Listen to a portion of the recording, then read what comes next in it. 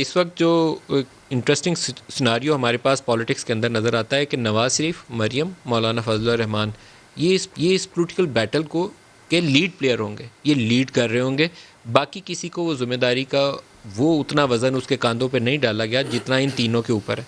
दूसरी तरफ आप देखेंगे तो वहाँ तहरीक इंसाफ की हुकूमत तो खड़ी है, साथ इस्टेब्लिशमेंट भी खड़ी है। तो आपका टकराव जो है वो बिल्कुल लगता है कि यकीनी होगा अगले 4-6 हफ्तों के, इससे ज़्यादा काम आप खींच नहीं सकेंगे। कहीं ना कहीं ऐसा रास्ता निकालने की कोशिश में आपका टकराव हो जाएगा। बहुत शुक्रिया मलिक साहब। देखिए, बात यह है कि पिछले 2 साल के अंदर इस मुल्क में एहतसाब का भी यकतरफा निज़ाम चलाया गया है। यानी जो फेवरेट्स हैं, जो तहरीक इंसाफ के वज़रा हैं, मशीरान हैं, उनके लिए एक अलग एहतसाब का निज़ाम है, और अपोजिशन बेंचेस पे बैठे जो अरकान हैं उनके लिए एहतसाब का एक अपना निज़ाम है। तो जो बात यहाँ पे हो रही है वो आइन की हुक्मरानी की हो रही है, वो कानून की हुक्मरानी की हो रही है। देखिए, ये तो मुमकिन नहीं है ना जी कि आप लीडर ऑफ अपोजिशन इस वक्त 2 जेल में हैं, यानी शहबाज शरीफ साहब कायदे हिज़्ब इख्तिलाफ, और हमजा शहबाज शरीफ साहब जो पंजाब सबसे बड़ा आपका लेजिस्लेचर है, सबसे बड़ी असम्बली है, उसके लीडर ऑफ अपोजिशन जेल में डाला है।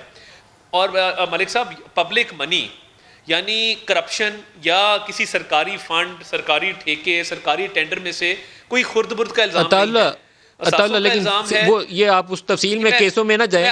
जो सीधा इस वक्त स्टेटमेंट है ज़रब अज़ब, आपके ख्याल में आपको हर्ट करेगा या सियासी एतबार से आपको फ़ायदा देगा? मैं उसी तरफ आ रहा हूँ। नहीं, देखिए, मैं उसी तरफ आ रहा था कि देखिए, एक तरफ एहतसाब का एक तरफा निज़ाम है कि यानी एक सियासी जमात है, वो जो मर्जी करे, वो पब्लिक मनी, मैं सिर्फ ये अब आपको बताना चाह रहा हूँ कि आटा, चीनी, दवाइयाँ, सब कुछ इग्नोर हुआ ना जी।